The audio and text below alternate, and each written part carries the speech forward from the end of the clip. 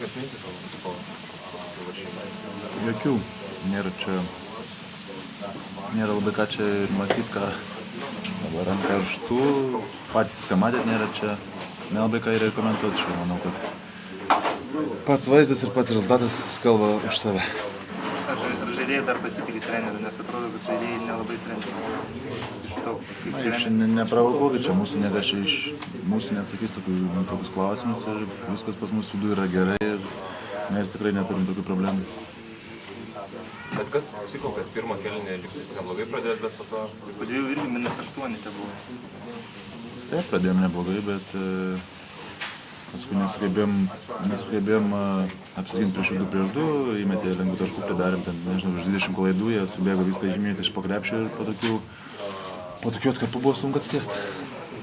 Palyginus šias varžybas su tom, kurios lošėsi dabar, jeigu iššūkių ir Eurolygo, ar nustebino nors patovai? Ne, žaidė taip agresyviai tiek gynybų, tiek puolime, daug bėgo, daug judėjo, žaidė savo krepšinį ir žaidė tikrai gerai. Aišku, mes patys jiem leidėm. Galima sakyti, kad psichologiškai pralaimėjo trečiam kėlinyje. Ne tiek žaidimų, kiek nusiteikimų.